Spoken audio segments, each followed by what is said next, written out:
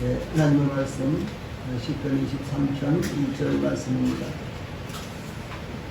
제가 등록을 해드렸습니다. 여호와는 나의 목자시니 내게 부족함이 없으리로다. 아멘. 앞에 보시고 한번 같이 읽읍시다. 시작. 여호와는 나의 목자시니 내게 부족함이 없으리로다. 아멘. 예, 오늘은 시편 1편에 여호와는 나의 목자시니 내게 부족함이 없으리로다. 이 말씀을 통해서 부족함이 없으신 하나님, 부족함이 없으신 하나님에 대해서 상고하는 시간을 갖도록 하겠습니다. 경제 성장으로 말미암아 물질적인 것과 육신적인 쾌락을 즐기기에는 모든 것들이 풍성하며 넘쳐나기까지 합니다. 그러나 한편 물질적인 풍요 가운데 더욱 결핍된 것은 정신적인 것, 즉 영적인 빈곤이 날이 갈수록 심각해지고 있다라고 하는 것입니다. 그러나 경제적으로 풍요로운 가운데서도 문명의 이기로부터 오는 대량 살상이 일어나고 있으며, 또한 세계 곳곳에서 발생하는 예측 불가능한 자연재해는 순식간에 모든 것을 틀어가 버리므로 지구촌을 안심할 수 없는 상황으로 만들고 있습니다. 특히 코로나19로 말미암아 생활 환경과 방식이 달라지고 있습니다.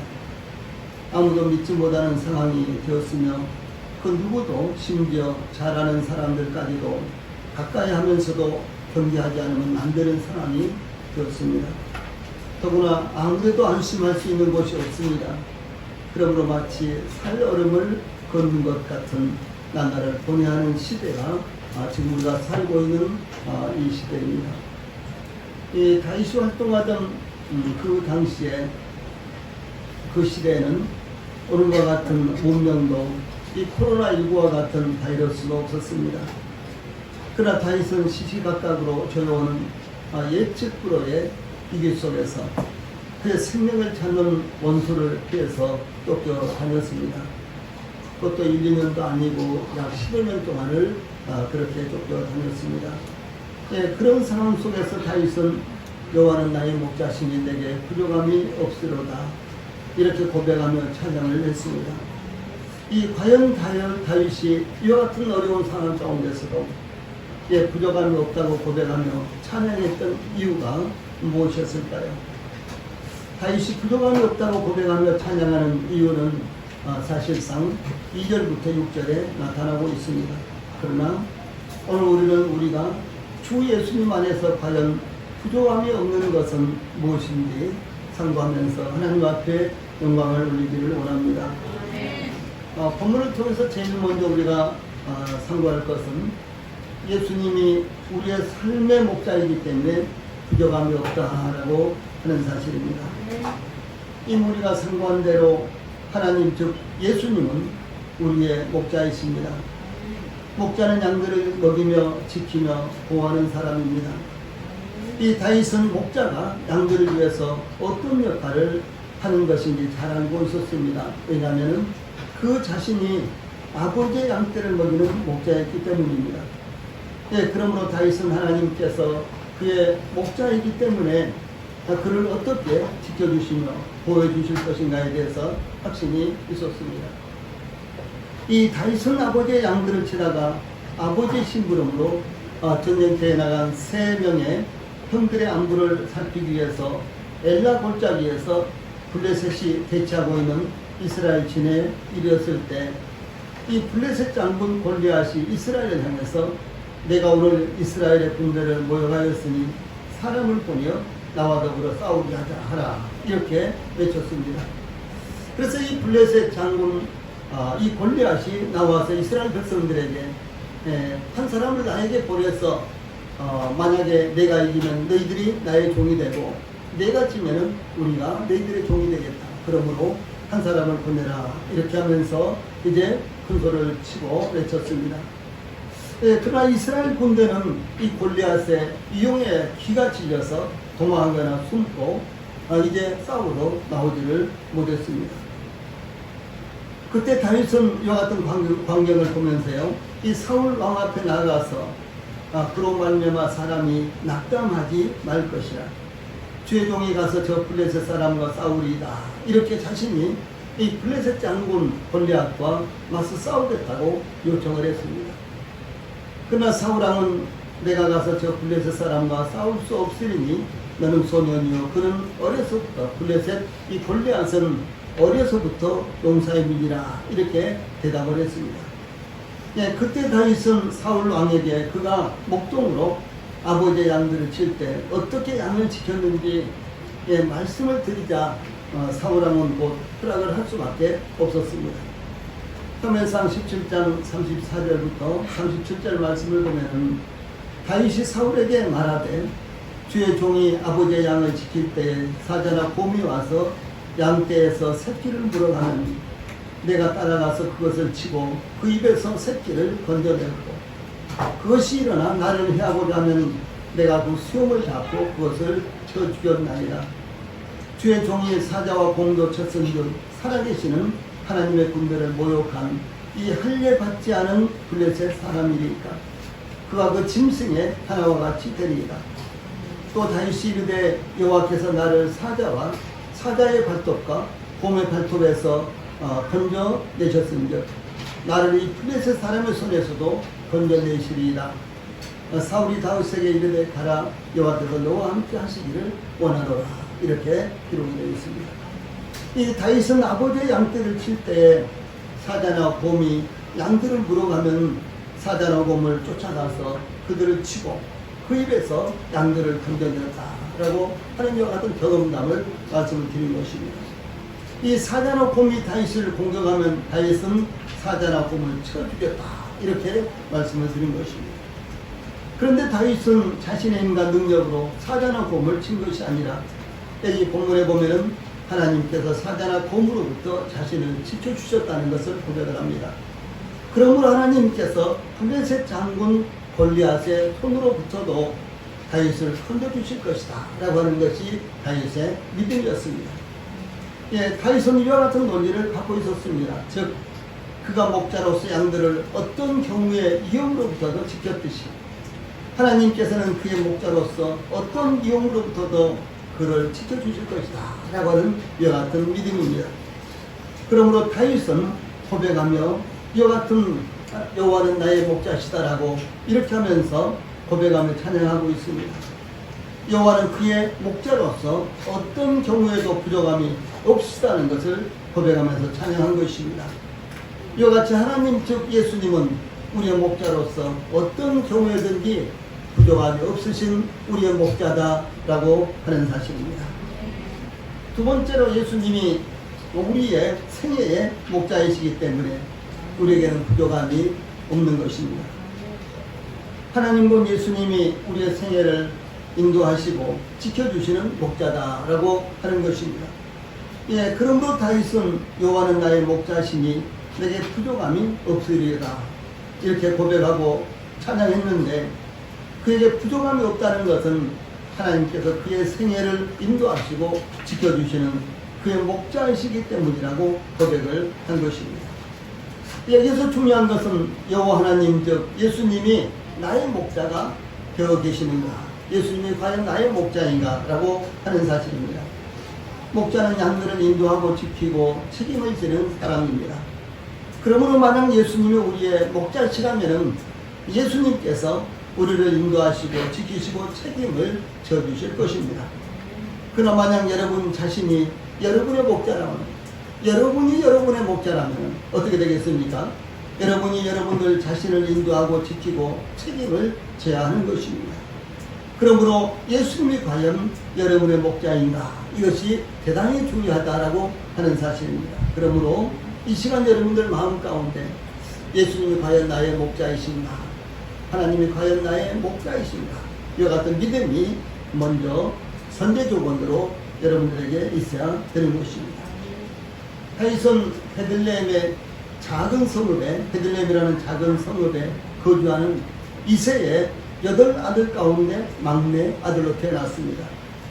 과거 우리나라도 그렇지만 장남이 모든 정권을 갖고 있고 더구나 막내 아들은 전혀 권한이 없는, 그래서 거들떠보지도 않는 이와 같은 상황이었습니다. 그런데 하나님께서 사무엘을 보내셔서 이새에 7 아들을 제쳐두고 막내 아들인 다윗에게 기름을 부어서 이스라엘 왕으로 다윗을 삼으셨습니다. 당연히 다윗이 막내 아들이었기 때문에 형들로부터도 다윗을 시샘하는, 다시 말해서 형들부터 다윗을 시샘했습니다. 또한 이름도 권세도 없는 집안의 막내 아들이었기 때문에 다양한 사람들로부터 시기와 멸시를 받았습니다. 심지어 이 사울 왕은 이 다윗을 죽이기 위해 수천의 군사를 이끌고 10여 년 동안이나 쫓아다녔습니다. 다윗이 사울 왕을 피해서 유다 황무지와 숲풀 속에 숨어 있을 때 사울은 밀보단을 통해 다윗이 거기 숨어 있다는 것을 알고 군사를 이끌고 다윗을 추격을 했습니다. 이 사울 왕이 성으로 들어오면은 다윗은 성에서 나갔고, 사울 왕이 산 이쪽으로 쫓아오면 다윗은 그와 함께한 사람들과 산 저쪽으로 피했습니다. 다윗은 성 안에 갇히기도 하고 계곡에 갇히기도 했습니다. 결국 사울 왕의 군사들이 다윗을 포위해서 다윗을 붙잡으려고 하는 순간, 그야말로 이기일발의 순간이 있었습니다. 그런데 바로 그때 사울 왕의 전령이 사울에게 달려와서 급히 오소서, 블레셋 사람들이 땅을 침노하나이다. 블레셋 사람들이 쳐들어왔습니다. 빨리 오십시오. 이런 전가를 전했습니다. 이 사울 왕은 다윗을 다 잡은 이 다윗을 그야말로 포기할 수밖에 없었고, 그래서 포기하고 블레셋을 막기 위해서 이 전장으로 돌아갔습니다. 아주 일반이었습니다. 이제 잡힐 수밖에 없는 이와 같은 순간이었지만, 그러나 이와 같이 하나님께서 그 순간 다윗으로 하여금 이제 사울의 손에 잡히지 않도록 모면하도록 이렇게 하나님께서 막으셨습니다. 다윗이 엔게디 이 황무지에 동굴에 숨어 있었는데, 사울 왕이 그 동굴 곁을 지나가다가 이를 보기 위해서 동굴 안으로 혼자 들어왔습니다. 사울 왕이 동굴채 다윗에게로 불러온 것입니다. 사울 왕은 동굴에 들어가서 겉옷을 벗어놓고 이를 보았는데, 이 사울 왕의 겉옷이 다윗과 그 함께한 군사들이 숨어있는 바로 그 앞에 떨어졌습니다. 다윗은 사울 왕을 해치지 않고 그의 옷자락만 가만히 피웠습니다. 또 이 다윗이 사울을 피해서 유다 산지의 10 흑무지에 이 하길라 산이라는 곳에 숨어 있다는 소식을 들은 사울 왕은 최정예 부대 3,000명을 이끌고 다윗을 잡으려고 쫓아왔습니다. 그 밤에 사울 왕이 이제 거기에 도착해서 그 밤에 사울 왕이 길가에다가 진을 치고, 이제 병사들이 이렇게 잠을 자고 있는 한가운데 이 사울이 잠을 자고 있었는데, 다윗이 아비새라는 이와 같은 장군과 함께 적진으로 들어가서 사울 왕이 머리 곁에 두고 잠을 자고 있는 창과 물병만 가지고 돌아왔습니다. 이와 같이 수없이 이길발의 순간을 맞이한 다윗은 항상 부족한 것처럼 보였지만, 오히려 이제 다윗을 죽이려고 하는 이 사울을 몇 번이나 죽일 수 있는 이와 같은 기회가 오히려 사울에게 있는 것이 아니라 다윗에게 주어졌다고 하는 사실입니다. 그러나 하나님께서 이와 같은 위기 가운데서 다윗을 안전하게 지켜주셨습니다. 그러므로 다윗은 여호와는 나의 목자시니 내게 부족함이 없으리로다 라고 이렇게 고백하며 찬양을 했습니다. 세 번째로, 예수님이 우리의 구속의 목자이시기 때문에 우리들에게는 부족함이 없습니다.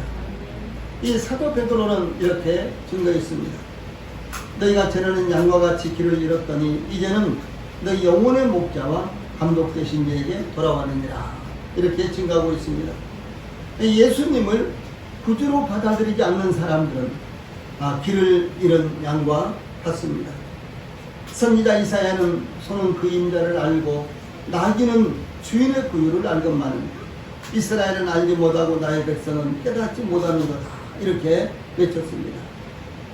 무슨 말인고는 하나님께서 이 세상 모든 것들을 지으시고 또 우리 인류를 지으시고 한 사람 한 사람을 하나님께서 다 지으시고 이 세상을 살게 하셨습니다.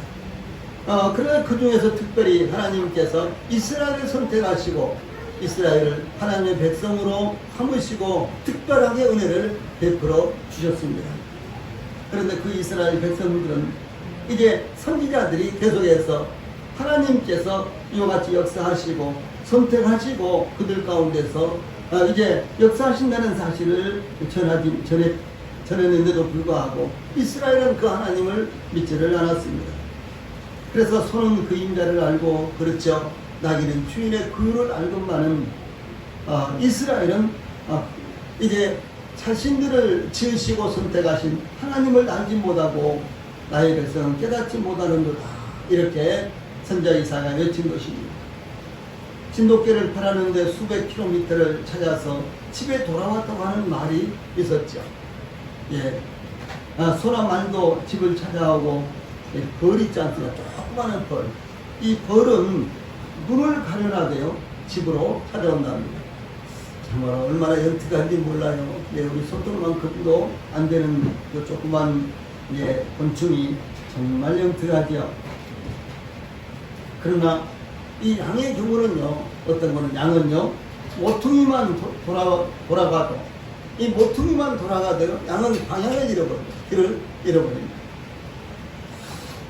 즉, 길을 잃은 양은 이 스스로 목자를 찾아오지 못합니다. 이스라엘 백성들이 하나님을 떠나서 선지자들이 그렇게 외쳐도 하나님께 돌아오지 않듯이 양은 이 모퉁이만 하나 돌아서도 길을 잃어버려요. 방향 감각을 다 잃어버립니다. 이것이 양입니다. 그래서 사도 바울은 이렇게 증가하고 있습니다. 깨닫는 자도 없고 하나님을 찾는 자도 없고 이것이 이 세상을 살고 있는 모든 인류의 현주소입니다. 하나님의 은혜 가운데 살고 있으면서도 하나님을 알지 못한다.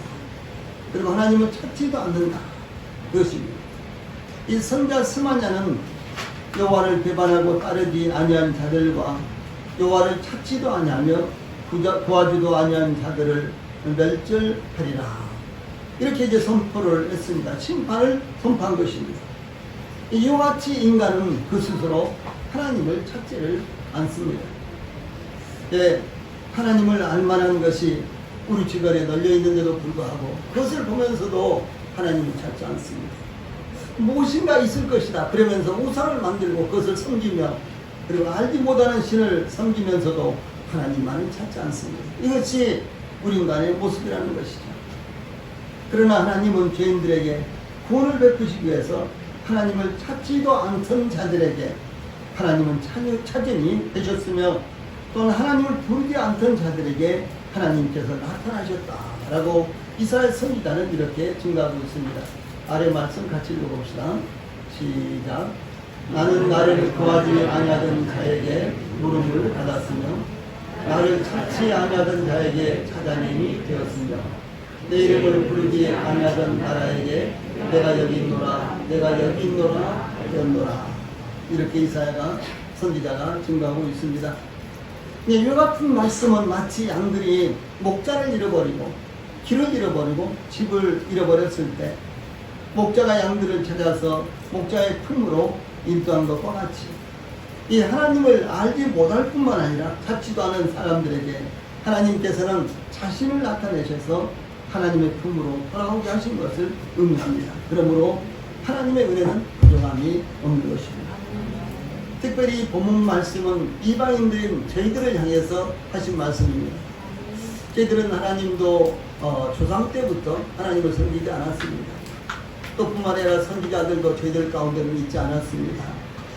또 하나님의 말씀도 저희들에게 없었습니다. 그런데도 불구하고 어느 날 하나님께서 저희들에게 복음을 들려주시고 또 수도 없이 많은 사람들 가운데 저희들의 마음을 여셔서 하나님께서 복음을 받아들이게 하시고 이제 저희들이 믿음으로 말미암아 의롭다함을 얻고 믿음으로 말미암아 영원한 생명을 얻도록 하나님께서 역사해 주셨다는 사실을 이렇게 말씀을 하고 있는 것입니다. 양은 기질적으로는 아주 양순하고 다툴 줄 모르는 순한 성품을 가진 짐승입니다. 그러나 이런 성품이 왜 양이 이런 성품을 가지고 있을까? 학자들은 말하기를 양이 아주 무능하기 때문에 오는 것이다, 이렇게 말하고 있습니다. 양은 동물 중에서 가장 머리가 좋지 않아서 생각이 모자라고 어리석습니다. 거기에다 고집이 세고 더구나 시력이 매우 나빠서요 10m 이상을 볼 수가 없답니다. 방향 감각이 없고 이빨도 튼튼하지 못해서 이 자신을 보호할 능력을 갖고 있지 못합니다. 이와 같이 양은 자기 방어가 불가능합니다. 특히 물을 두려워하기 때문에 목이 말라도 흐르는 물을 덥석 마시지도 못한답니다. 물을 그렇게 두려워한대요. 그래서 목이 말라도 물을 얼른 마시지를 못하는 것이 양이라는 거예요. 양은 다리도 짧아서 빨리 뛰지도 못하기 때문에 이제 양을 해치려고 짐승이라든가 이와 같은 것들이 달려들면은 빨리 뛰지도 못하기 때문에 빨리 도망도 못 간다는 거예요. 개는 말할 것도 없고요. 서커스단의 그 사나운 호랑이나 사자나 이 코끼리도 길들여져서 구경거리를 제공합니다. 심지어 새들도 길들여지고 원숭이나 돌고래를 보십시오. 사람보다 더 머리가 좋은 것 같이 보이죠. 그러나 양은 길들여지지 않습니다. 목자가 항상 곁에서 인도하고 지켜주고 돌봐줘야만 살아갈 수가 있습니다. 얼마나 기억력이 없는지 금방 갔던 길도 잃어버리고 금방 했던 것도 잊어버리는 것이 바로 양이다 라고 이렇게 전하고 있습니다. 그러므로 양은 목자가 없으면 살아갈 수가 없습니다. 목자가 양을 지키고 있어도 늑대와 사자와 호랑이와 여우 등이 호시탐탐 양을 노리고 기회를 엿보고 있는 것입니다. 짐승들뿐만 아니라 도둑이나 강도떼들도 양을 노리고 있습니다. 그러므로 목자는 밤이나 낮이나 양들을 지키지 않으면 양들을 잃어버립니다. 특히 밤이 더욱 위험하기 때문에 목자는 추우나 더우나 잠을 자지 못하고 양들을 지키는 것입니다. 이와 같이 양은 스스로 자기를 지킬 능력이 없으며 생존이 불가능하기 때문에 이 자기를 돌보는 목자가 없으면 아무것도 할 수 없는 철저히 무능력한 이와 같은 짐승입니다. 그러나 목자가 양떼 곁에 있는 한 양들은 안전합니다. 양들에게는 모든 위험 요소가 사라지는 것입니다. 그런데 양들이 목자에게 전적으로 자신을 맡김으로 목자의 인도와 신호에 따라서 순종할 때에만 안전하다라고 하는 사실입니다. 우리는 하나님의 양들입니다. 그리고 하나님은 저희들의 목자입니다. 그러므로 여기 양들의 비율을 이렇게 우리가 살펴봤듯이, 그리고 양들의 특징을 이와 같이 살펴봤듯이요. 저희들이 영리하고 지혜롭고 아주 유능하고 그런 것 같아도 하나님 앞에서 저희들이 양들과 똑같다라고 하는 사실입니다. 그러므로 저희들의 지혜 없음과 저희들의 무능함과 이와 같은 것들을 인식하고 저희들이 목자이신 우리 하나님께 전적으로 저희들을 의뢰할 때 저희들은 안전하다라고 하는 사실을 우리 성도들이 기억하시기 바랍니다. 특별히 인간은 양들보다도 어쩌면 더 약한 동물이다라고 생각이 듭니다.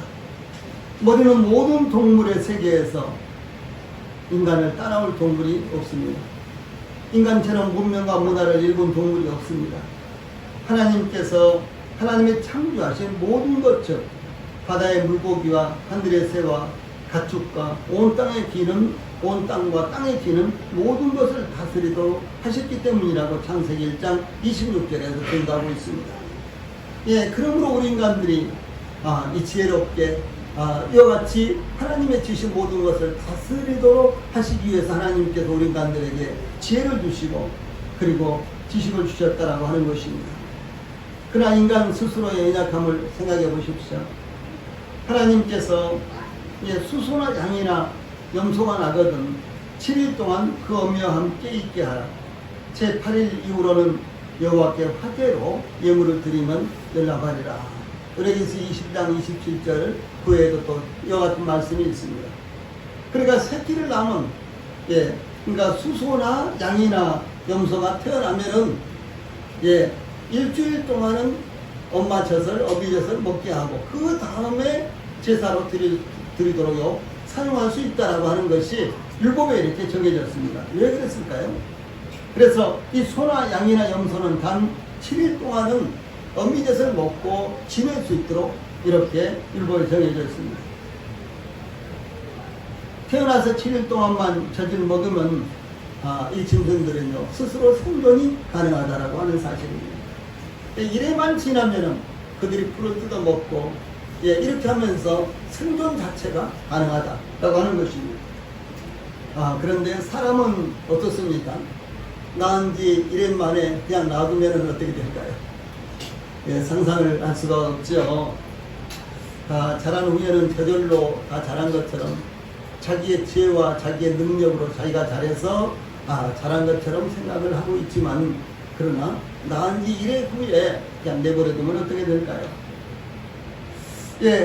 사람은 최소한 10년은 곁에서 밀접하게 돌봐줘야지만 그래도 생존이 가능합니다. 10년 정도는.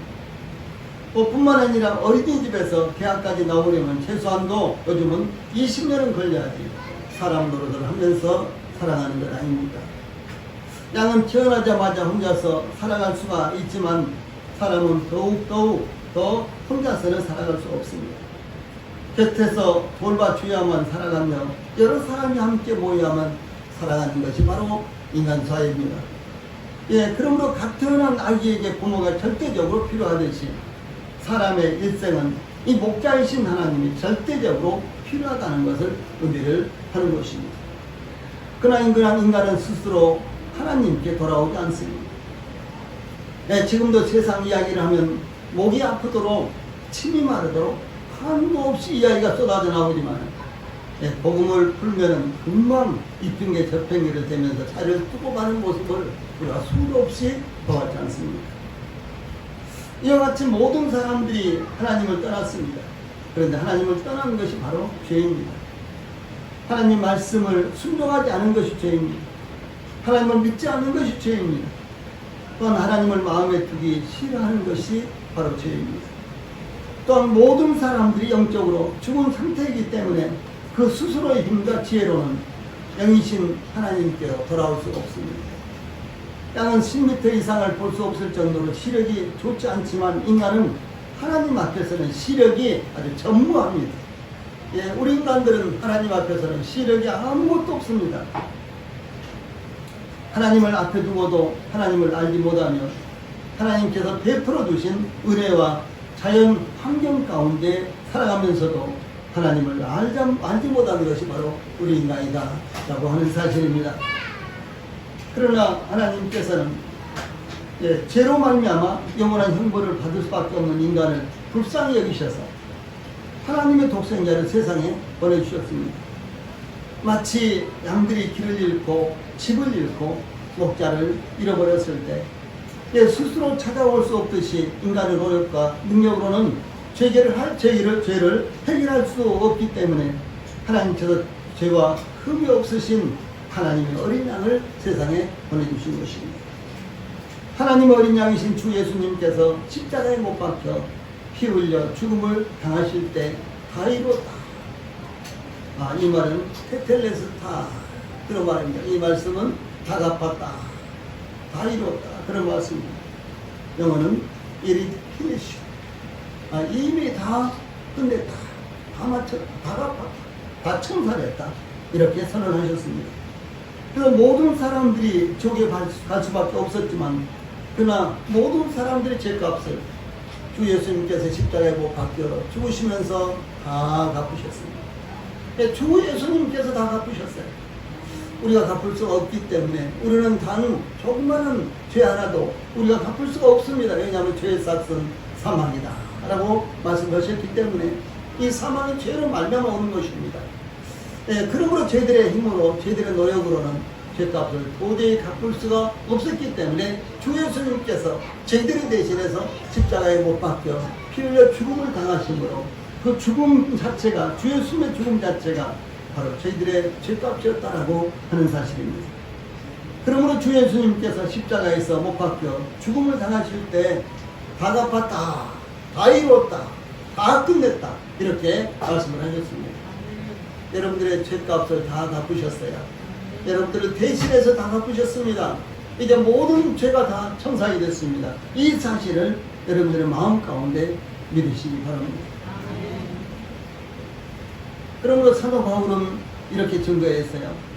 모든 사람이 죄를 범하였음에 하나님의 영광에 이르지 못하더니 그리스도 예수 안에 있는 속량으로 말미암아 하나님의 은혜로 값없이 의롭게 하심을 얻은 자 되었느니라. 로마서 3장 23절과 24절에 이렇게 증거했습니다. 자, 위의 말씀 같이 한번 읽어봅시다. 시작. 모든 사람이 죄를 범하였음에 하나님의 영광에 이르지 못하더니 그리스도 예수 안에 있는 속량으로 말미암아 하나님의 은혜로 값없이 의롭게 하심을 얻은 자 되었느니라. 참 중요한 말씀들이 많이 나옵니다. 먼저 중요한 말씀은요, 그리스도 예수 안에는 속량으로. 그래서 예수님 안에서만 죄사함을 받을 수가 있다는 사실이에요. 사람들은 뭐 이런 종교 저런 종교를 믿어도 다 되는 것이 아니냐라고 생각을 하기도 합니다. 심지어 로마 가톨릭에서는 뭐 선을 쌓으면은 된다라고 이렇게도 합니다. 다시 말해서 적선을 하면은 이제 죄를 용서받을 수 있다. 예, 그리고 용서받지 못한 죄는 또 여러 개 가서도 또 용서를 받을 수 있다. 이렇게 이야기합니다만은 성경은 그런 말씀이 전혀 한 번도 나오지 않습니다. 오히려 성경은 말씀하시기를 그리스도 예수 안에서만 죄사함을 받을 수 있다. 죄값을 치를 수 있다. 이렇게 말씀하고 있습니다. 한번 해봅시다. 그리스도 예수 안에 있는 그 속량으로. 네, 그리스도 예수 안에 있는 속량으로. 여러분들 마음 가운데요, 여러분들 안에서 이 말씀이 깨달아지기를 원하고, 여러분들 안에 이 말씀이 잊혀지지 않기를 바랍니다. 그런데 이와 같이 그리스도 예수 안에는 속량을 어떤 방식으로 우리들에게 주셨느냐, 그것은 바로 은혜로 값없이. 은혜란 건 무엇입니까? 아무런 대가를 지불하지 않아도 그저 주는 것을 가리켜서 은혜라고 합니다. 이 값없이라는 말이에요. 여기에서 은혜로 값없이 똑같은 말입니다. 은혜로 값없이 의롭다 하심을 얻었다. 하나님 앞에서 무죄 선고를 받았다. 죄를 다 용서했다는 선고를 받았다. 죄값이 다 갚아졌다는 이와 같은 선고를 받았다. 이렇게 말씀을 하시고 계시는 것입니다. 여기에 이 속량이라는 말은요, 속량이라는 말은 속전을 받고 놓아주다, 그런 뜻으로서요 몸값, 죄값을 의미합니다. 그래서 이 속량이라는 말은 언제 사용하는 말인 거는, 전쟁을 하다가 포로로 잡혔는데 그 포로를요 이제 찾아오기 위해서 그 포로값을 지불하는 거예요. 그 포로값은 내가 매기는 것이 아니라 상대방이 원하는 대로 매기는 것입니다. 과거에 이제 이 구소련 하에서 동독이라든가 뭐 폴란드, 루마니아 이런 나라가 이제 소련 연방에 소속돼 있었잖아요. 그때 이제 이 소련 연방에서는요 기독교를 굉장히 탄압을 많이 했습니다. 또 뿐만 아니라 2차 대전이 끝나고 이 서방 세계로 탈출하지 못하는 아주 유명 인사들이 참 많이 있었어요. 그런 인사들을 서방 세계가 뭐 서독이라든가 그런 서방 세계에서 이제 구출하기 위해서 이 러시아, 그냥 그 당시에는 이제 소련 연방이었죠. 소련 연방에서 원하는 대로 돈을 주고 그런 사람들을 사갔습니다. 이 사람은 과학자인데 이 사람은 100만 불을 주세요. 그러면 100만 불을 주고 이렇게 사가고, 그래서 이제 이렇게 이 해방을 시켜 데려가는 거예요.